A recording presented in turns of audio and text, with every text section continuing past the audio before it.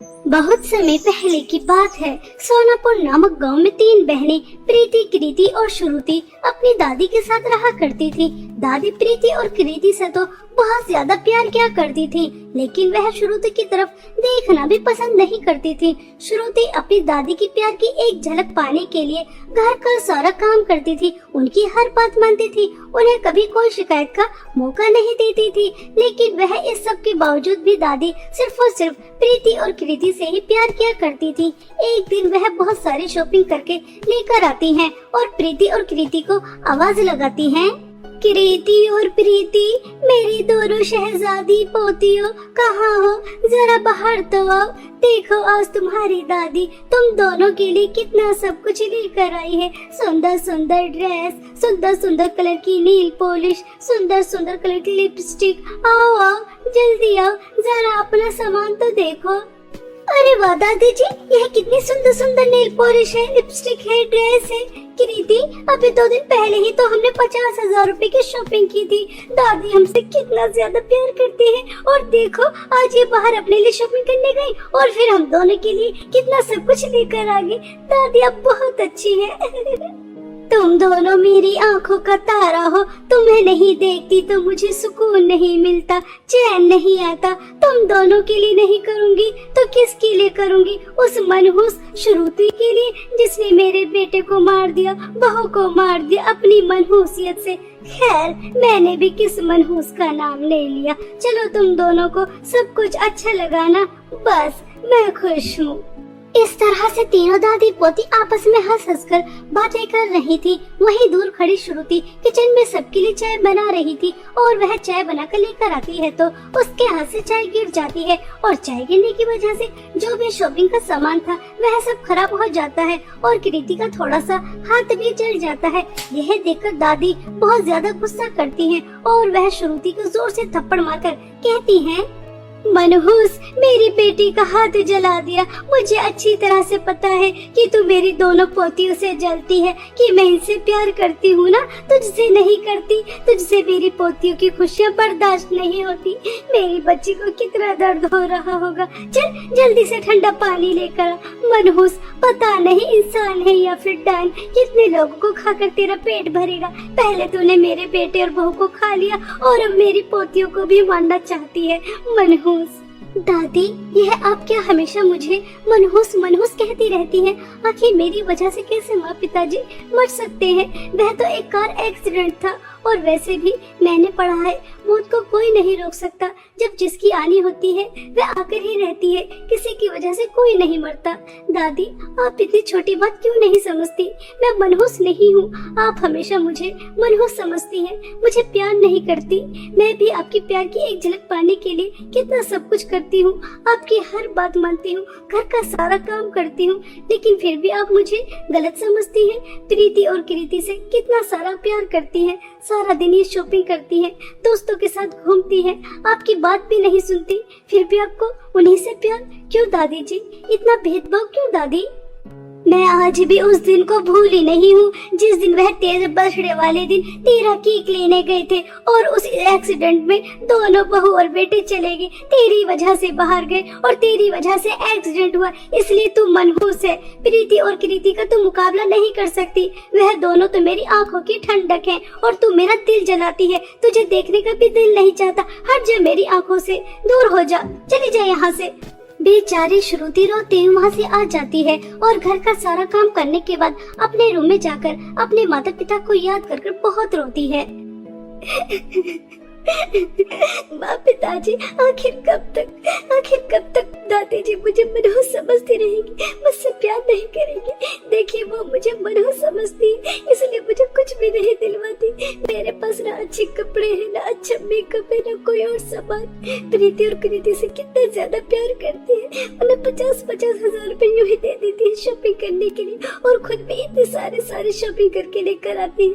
वह दोनों full enjoy कर रही है अपने दोस्तों के साथ और मैं दादी को खुश करने के लिए घर का सारा काम करती हूँ, उनकी सेवा करती हूँ ताकि वह मुझसे प्यार करने लगे, लेकिन ये सब बेकार है।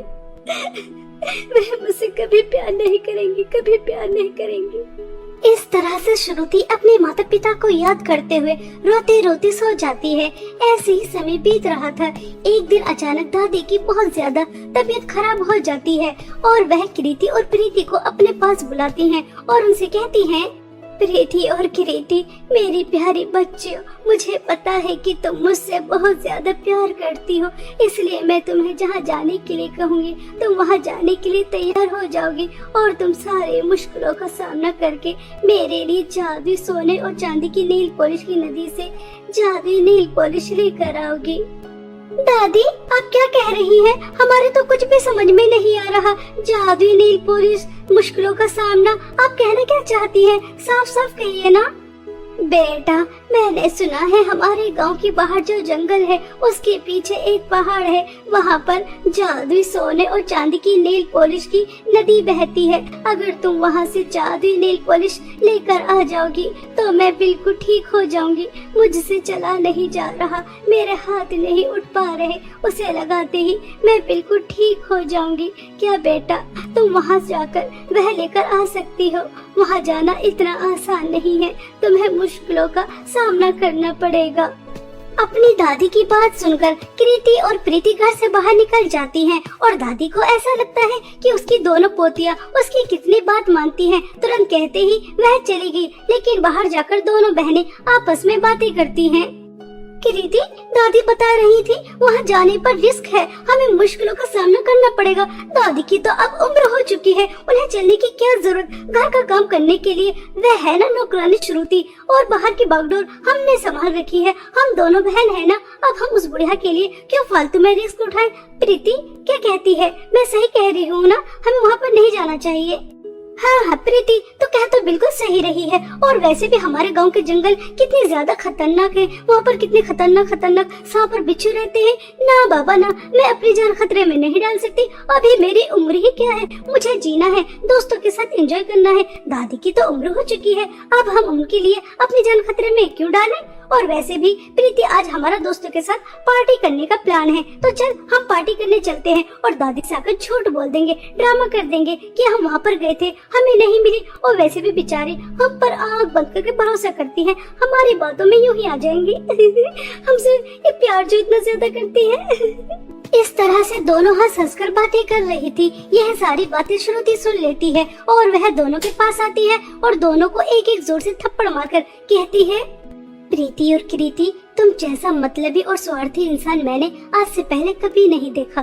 दादी तुमसे कितना ज्यादा प्यार करती है, तुम पर कितना ज्यादा भरोसा करती है, और तुम उन्हें धोखा देने की बात कर रही हो। जिन्होंने तुम्हें इतना प्यार दिया, क्या तुम उनके लिए इतना सा काम नहीं कर सकती? सुन बहन जी, अगर तुझे इतना शौक है ना उस बुढ़िया की मदद करने का, तो तू जाकर लिया जादू सोने और चांदी की नेल पॉलिश की नदी से जादू नेल पॉलिश। हमें कोई शौक नहीं है मरने का उस बुढ़िया की वजह से। वैसे भी उसकी तो उम्र हो चुकी है, हम अपनी जान खतरे में क्यों डालें? चल कृति, हमें देर हो रही है पार्टी में जाने के लिए। ऐसा कहकर प्रीति और कृति वहाँ से चली जाती हैं। तभी श्रुति सोचती है, दादी को मैं इतने दर्द में नहीं देख सकती, उन्हें कितनी ज्यादा तकलीफ हो रही है। मुझे जादुई सोने और चांदी की नेल पॉलिश की नदी से जादुई नेल पॉलिश लेकर ही आनी होगी, चाहे इसके लिए मुझे कितनी भी कठिनाइयों का सामना क्यों न करना पड़ जाए। मैं मेरी दादी को तकलीफ में नहीं देख सकती। ऐसा सोचकर श्रुति जादुई सोने और चांदी की नेल पॉलिश की नदी से जादुई नेल पॉलिश लेने के लिए निकल जाती है। उस घने जंगल में उसे एक बहुत खतरनाक भालू नजर आता है जो श्रुति की तरफ हमला करने वाला होता है। तभी श्रुति अपनी जान बचाकर वहां से भाग निकलती है। कुछ दूर और चलने के बाद उसे दो जहरीले सांप मिलते हैं। श्रुति उनसे भी अपनी जान बचाकर निकल जाती है। बहुत मुश्किलों का सामना करने के बाद उसे जादुई सोने और चांदी की नेल पॉलिश की नदी मिल जाती है। और जैसे ही वह जादुई सोने और चांदी की नेल पॉलिश की नदी से जादुई नेल पॉलिश लेने वाली ही होती है, तभी वहाँ पर एक बहुत खतरनाक चुड़ैल आ जाती है और वह श्रुति से कहती है, बेवकूफ लड़की, तूने यहाँ पर आने की हिम्मत कैसे की? क्या तुझे पता नहीं यहाँ आना मना है? यहाँ इंसान आते तो अपनी मर्जी से हैं, लेकिन जाते मेरी मर्जी से हैं। और मेरी मर्जी उस इंसान को भेजने के लिए नहीं होती, उसे खाने की होती है। अब मैं तुझे तल कर, भून कर, नमक मिर्च डालकर बहुत मजे से खाऊंगी। कोई यहाँ आने की गलती नहीं करता, तूने बहुत बड़ी गलती की है बेवकूफ लड़की, अब मैं तुझे खा जाऊंगी। चुड़ैल जी, आप मुझे पाना चाहती है ना, खाना चाहती है ना, तो खा लेना, लेकिन अभी मुझे मेरी दादी के लिए इस जादुई सोने और चांदी की नेल पॉलिश की नदी से जादुई नेल पॉलिश दे दो, ताकि मेरी दादी इसे लगाकर ठीक हो जाए। वह काफी समय से चल नहीं पा रही, अपने हाथ से खाना नहीं खा पा रही, वह बहुत ज्यादा तकलीफ में है, बहुत दर्द में है। कृपया करके मेरी दादी के लिए जादुई सोने और चांदी की नेल पॉलिश की नदी से जादुई नेल पॉलिश दे दो। मैं आपसे वादा करती हूँ, अपनी दादी को जादुई नेल पॉलिश देकर मैं आपके पास वापस आ जाऊंगी। कृपया करके मेरी मदद करो। वैसे तो मैं इंसानों पर भरोसा नहीं करती, क्योंकि वह भरोसे के लायक नहीं होते, लेकिन तुम्हारी आंखों की चमक, तुम्हारा दर्द मुझे तुम पर भरोसा करने पर मजबूर कर रहा है। ठीक है, तुम इस नदी से एक जादुई सोने की नेल पॉलिश और दूसरी जादुई चांदी की नेल पॉलिश लेकर जा सकती हो। जादुई सोने और चांदी की नेल पॉलिश की मदद से तुम्हारी दादी बिल्कुल ठीक हो जाएंगी, लेकिन जैसा तुमने मुझसे वादा किया है, अपना वादा पूरा करना, ठीक है? चुड़ैल की बातें सुनकर श्रुति खुश हो जाती है और वह जादुई सोने और चांदी की नेल पॉलिश की नदी से जादुई सोने और चांदी की एक एक नेल पॉलिश लेकर घर वापस जा रही थी। तभी रास्ते में उसे कृति और प्रीति मिलती हैं और वह उससे जादुई सोने और चांदी की नेल पॉलिश लेकर घर चली जाती हैं और अपनी दादी से कहती हैं, यह लीजिए दादी, जादुई सोने और चांदी की नेल पॉलिश। हम बहुत मुश्किलों का सामना करके आपके लिए यह लेकर आए हैं। हमारी जान जाने वाली थी, लेकिन हमने अपनी जान की परवाह भी नहीं की और आपके लिए जादुई सोने और चांदी की नेल पॉलिश लेकर आए हैं। यह लीजिए, जल्दी से लगा लीजिए। दादी जैसे ही वह जादुई सोने और चांदी की नेल पॉलिश अपने हाथों और पैरों पर लगाती हैं, तो वह बिल्कुल स्वस्थ हो जाती हैं। उनके हाथ और पैर हिलने लगते हैं। तभी दादी उठने के बाद कृति और प्रीति को जोर से थप्पड़ मारती हैं और उनसे कहती हैं, तुमने क्या मुझे बेवकूफ समझा है? ये बाल क्या मैंने धूप में सफेद किए हैं? मुझे पता नहीं कि यह जादुई सोने और चांदी की नेल पॉलिश अपनी जान पर खेलकर कौन लेकर आया? श्रुति बेटा, आओ मेरे पास आओ। मैंने हीरे को पहचानने में कितनी ज्यादा गलती कर दी। हीरे को पत्थर और पत्थर को हीरा समझ बैठी। प्रीति और कृति, जो भी जादुई सोने और चांदी की नेल पॉलिश की नदी के पास जाता है तो उसकी तस्वीर उसके सामने आ जाती है। श्रुति बेटा, तुमने उस चुड़ैल से वादा क्यों किया? अब तुम्हें अपना वादा पूरा करना होगा। तुमने मेरी जान बचाने के लिए अपनी जान खतरे में डाल दी। मुझे माफ कर दो, मैंने तुम्हें कितना गलत समझा। हो सके तो मुझे माफ कर दो। तुम कितनी अच्छी हो बेटा। दादी कोई बात नहीं, मुझे आपका प्यार मिल गया, मानो दुनिया की सारी खुशियाँ मिल गई। मुझे इस बात का बिल्कुल भी अफसोस नहीं कि अब मुझे मेरी जान देनी पड़ेगी। आप खुश हैं, आप मुझसे प्यार करती हैं, मेरे लिए यही काफी है। श्रुति ऐसा कह ही रही थी, तभी वहाँ पर एक परी आती है और वह श्रुति से कहती है, श्रुति तुम्हें कहीं जाने की जरूरत नहीं है। मैं तो बस जंगल के रास्ते लोगों को परेशान करके चुड़ैल बनकर उनकी परीक्षा लेती हूँ। तुम अपनी परीक्षा में पास हो चुकी हो, तुम बहुत अच्छी हो। अब तुम सारी जिंदगी अपनी दादी के साथ हंसी खुशी रह सकती हो। ऐसा कहकर वह परी वहाँ से चली जाती है। तभी दादी कृति और प्रीति से कहती हैं, प्रीति और कृति, बहुत ऐश की काट ली तुमने। अब तुम्हें सीधा करने का समय आ गया।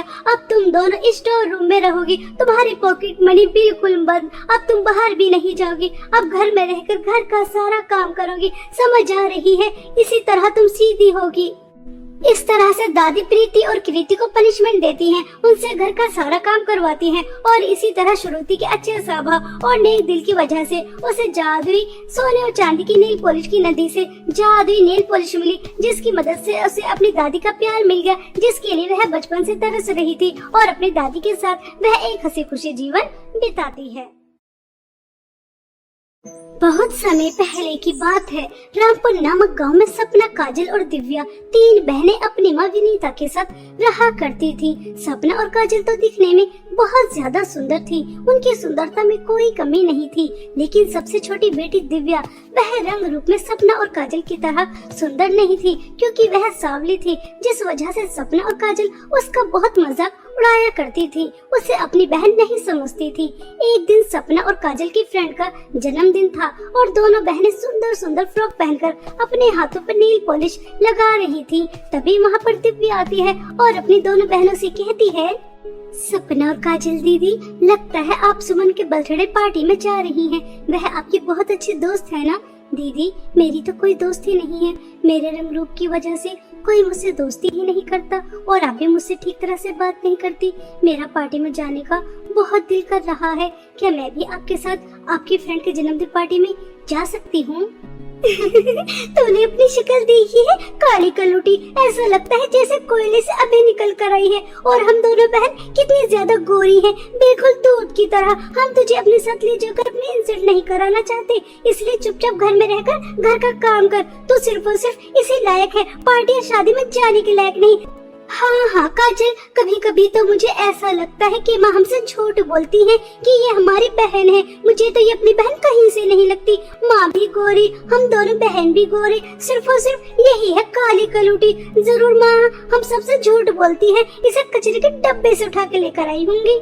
ऐसा कहकर दोनों बहनें हंसने लगती हैं। इसी तरह सपना और काजल बेचारे दिव्या का मजाक उड़ा रही थी। उसे बहुत बुरा लगता है और वह रोने लगती है। दिव्या की रोने की आवाज सुनकर विनीता वहां आ जाती है। तभी वह सपना और काजल से कहती है, सपना और काजल, यहाँ पर क्या हो रहा है? दिव्या इतना क्यों रो रही है? जरूर तुम दोनों ने इसे कुछ कहा होगा। चलो जल्दी बताओ, यहाँ पर क्या हुआ है? मम्मी आपको पता है, ये काली कलूटी हमारे साथ हमारी फ्रेंड के बर्थडे पार्टी में जाना चाहती है। अब आप ही बताइए, हम दोनों इतने ज्यादा सुंदर और हम अपने साथ इस काली कलूटी को कैसे लेकर जा सकते हैं? हमारे वहाँ पर कितनी इंसल्ट हो जाएगी। बस हमने इसे इसकी औकात बता दी तो रोने लगी। इसमें हमारी क्या गलती है? हमें तो कोई शौक नहीं है इस काली कलूटी बदसूरत लड़की को अपने साथ ले जाकर अपने इंसल्ट कराने का। क्यों काजल, मैं सही कह रही हूँ ना? हाँ हाँ सपना, तुम 100% बिल्कुल ठीक कह रही हो। चल पार्टी में जाने के लिए देर हो रही है।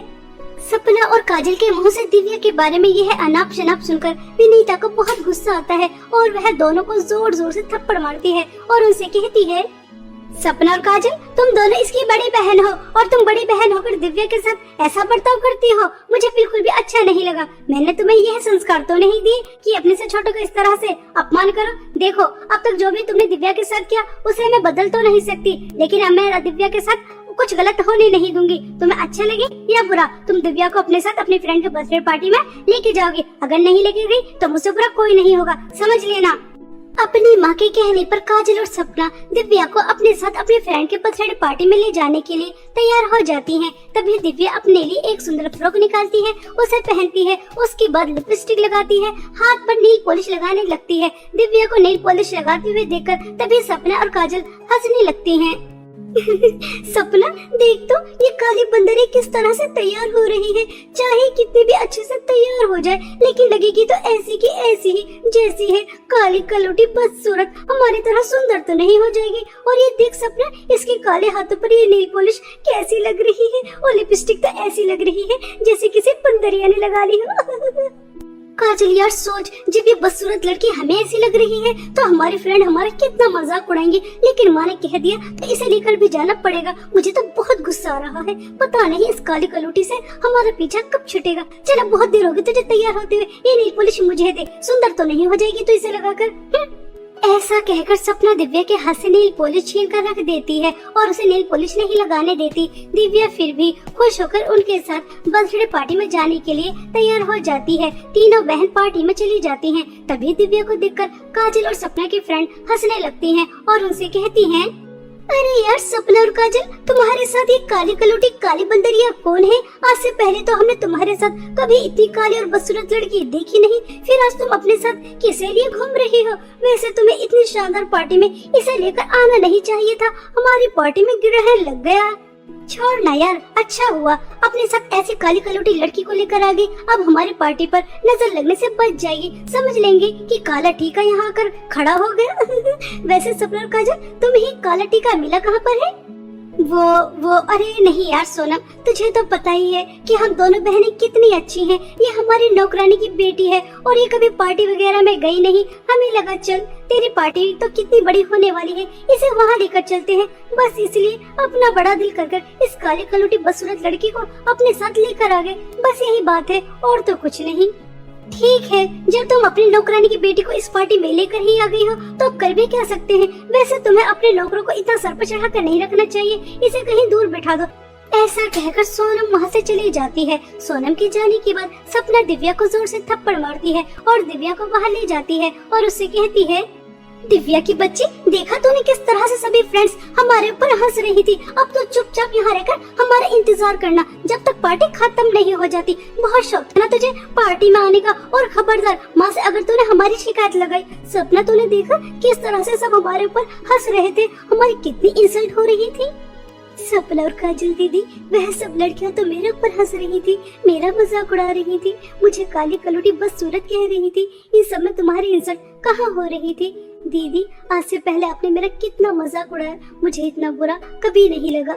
लेकिन जब आपने मुझे उनके सामने अपनी नौकरानी की बेटी बताया, मुझे बहुत दुख हुआ। आज से पहले इतना दुख मुझे कभी नहीं हुआ। आप पार्टी में जाइए, मैं यहाँ बैठकर आपका इंतजार कर लूंगी और माँ से भी कुछ नहीं कहूँगी। ऐसा कहकर दिव्या रोने लगती है। लेकिन सपना और काजल दोनों बहुत ही कठोर स्वभाव की थी। उन्हें दिव्या के आंसुओं से कोई फर्क नहीं पड़ता और वह उसे इतनी तेज गर्मी में बाहर धूप सड़क के किनारे अकेला छोड़कर पार्टी में चली जाती हैं। उनके जाने के बाद दिव्या फूट फूट कर रोती है। मुझे कोई भी दोस्ती करना पसंद नहीं करता, सिर्फ मेरे काले रंग की वजह से। और मेरी बहनें भी मुझे अपने साथ कहीं नहीं लेके जाती। माँ के कहने पर मैं पार्टी में लेकर आ तो गई, लेकिन मुझे यहाँ से भी बाहर निकाल दिया। सब मेरे काले रंग के ऊपर कितना हंसते। अगर ऊपर वाले मुझे तो थोड़ा सा गोरा बना देता तो कितना अच्छा होता। मेरी भी कितनी सारी फ्रेंड्स होती, मैं भी पार्टी में एंजॉय किया करती। लेकिन मेरी किस्मत में तो ऐसा कुछ भी नहीं लिखा। लगता है मैं तो सिर्फ और सिर्फ लोगों के ताने खरी खोटी बातें सुनने के लिए ही पैदा हुई हूँ। मुझे तो पता नहीं कि आखिरी बार खुशी कब मिली होगी।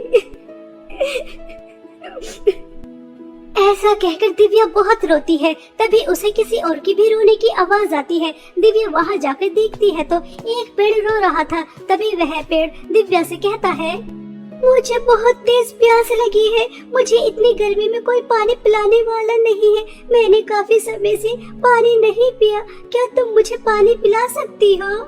दिव्या तुरंत नदी के पास जाती है, वहाँ से एक घड़े में पानी लेकर आती है और पेड़ को पानी पिला देती है। उसके बाद दिव्या थोड़ा और आगे चलती है तो एक बूढ़ी औरत के पास बहुत सारा सामान था, उनसे चला भी नहीं जा रहा था। तभी दिव्या उनके पास जाती है, उनकी पोटली का सारा सामान अपने सर पर रखती है और उनके घर तक उन्हें छोड़कर आती है। तभी वह बूढ़ी औरत दिव्या से कहती है, बेटा तुम कितनी अच्छी हो, तुमने मेरी कितनी मदद की, मेरा इतना सारा सामान मेरे घर तक लेकर आई। तुम बहुत अच्छी हो, तुम्हारा दिल बहुत सुंदर है, वरना आज के टाइम में कौन किसकी मदद करता है। मैंने देखा किस तरह से तुमने उस सूखे पेड़ को पानी पिलाया, उसकी मदद की और उसके बाद मेरी भी मदद की। तुम्हारा दिल बिल्कुल शीशे की तरह साफ है। मगर बेटा तुम इतनी उदास क्यों हो?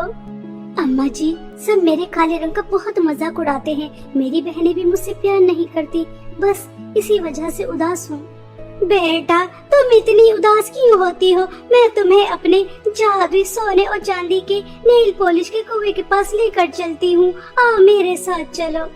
ऐसा कहकर वह बूढ़ी औरत दिव्या को अपने साथ जंगल में बने एक कुएं के पास लेकर जाती है, जिसके अंदर से बहुत सुंदर सुंदर जादुई सोने और चांदी की नेल पॉलिश निकल कर आती है। तभी वह बूढ़ी औरत एक एक जादुई सोने और चांदी की नेल पॉलिश दिव्या को देती है और उससे कहती है, बेटा जादुई चांदी की नेल पॉलिश लगाने से तुम बहुत ज्यादा सुंदर हो जाओगी। और जादुई सोने की नेल पॉलिश, इस जादुई सोने की नेल पॉलिश को जो भी कोई लगाता है, अगर कोई चल नहीं सकता, हाथ उठा नहीं सकता, वह लगाएगा तो उसके हाथ पैर बिल्कुल ठीक हो जाएंगे। यह लो दोनों नेल पॉलिश तुम अपने पास रखो। तुम्हें जादुई कुएं की सोने चांदी की नेल पॉलिश सिर्फ और सिर्फ इसलिए मिल रही है क्योंकि तुम बहुत अच्छी हो, हमेशा दूसरों की मदद करती हो। इन्हें अपने पास रखना, हमेशा खुश रहना, ऐसे ही दूसरों की मदद करते रहना बेटा।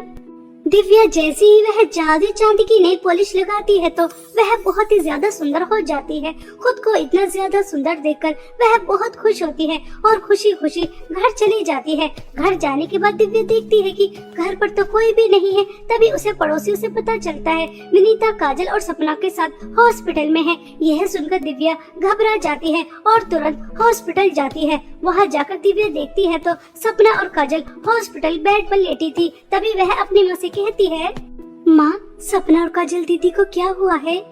बेटा पार्टी खत्म होने के बाद दोनों बहनें अपने फ्रेंडों के साथ पहाड़ी पर घूमने गईं। तभी वहाँ पर तूफान आया और तुम्हारी बहनें पहाड़ी से नीचे गिर गईं। डॉक्टर कह रहे हैं अब तुम्हारी बहन कभी चल नहीं सकती और न ही अपने हाथ से खाना खा सकती है। उनके हाथ पैर पूरी तरह से टूट चुके हैं। मगर बेटा, तुम अचानक से इतनी ज्यादा सुंदर कैसे हो गई और तुम अपनी बहनों को छोड़कर कहाँ चली गई थी?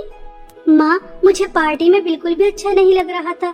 सब मेरे काले रंग का मजाक उड़ा रहे थे, इसलिए मैंने सोचा कि मैं बाहर चली जाती हूँ। तभी मुझे एक सूखा पेड़ मिला, मैंने उसकी मदद की। एक बूढ़ी अम्मा मुझे परेशान दिखी, मैंने उनकी भी मदद की। तभी उन बूढ़ी अम्मा ने मुझे जादुई सोना चांदी के नेल पॉलिश के कुएं से जादुई नेल पॉलिश दी, जिसे लगाकर मैं इतनी ज्यादा सुंदर हो गई।